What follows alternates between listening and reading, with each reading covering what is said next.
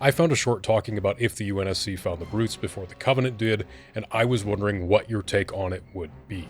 So if I'm not mistaken, I think the video you're talking about here is from Chance, who makes fantastic shorts and also does long-form content as well. But for those of you who haven't seen this specific video, he highlights two scenarios for if humanity stumbled upon the Jiralhane before the Covenant did. One being that we would have a diplomatic relationship with them, and the second being if they lashed out against us, which obviously results in a conflict. He goes a little bit further, exploring what that outcome of that conflict would be, depending on if they were found before or after the Great Immolation, which, if you didn't know, was essentially a worldwide nuclear conflict that sent the brutes back to the Stone Age. For my take, though, I'm just going to say the UNSC finds them at roughly the same time the Covenant did, so we're talking about a species with no advanced technology or weapons. And even though the humans are incredibly small in comparison to the brutes, and we're not as technologically advanced as the Covenant, I still think there would be some sort of reverence that the Jiralhane would have towards them for their futuristic tech and space vessels, mirroring how when the Covenant arrived, the younger generation of brutes were accepting of the Covenant's ways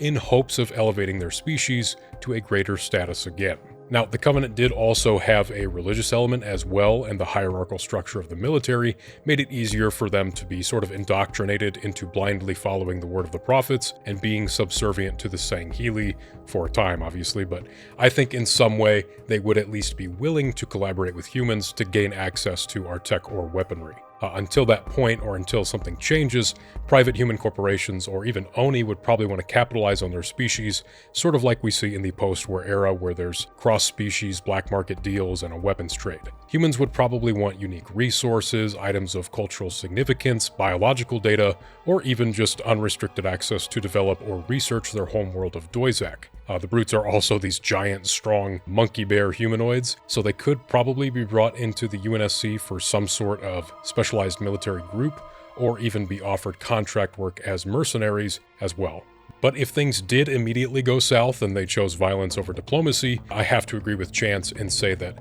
I'm betting the UNSC wins that fight. The time period is supposedly in the late 2400s, pushing the 2500s, so humanity has already colonized numerous worlds and systems and has a whole arsenal of weaponry that they could use, both planet-side and from orbit. So in theory, the UNSC could just nuke the main areas of resistance or fire a few MAC rounds at the surface. Now, whether or not the brutes would submit to human superiority is unclear, but humanity would probably push them to a breaking point, which would end with us getting really whatever we wanted out of their species.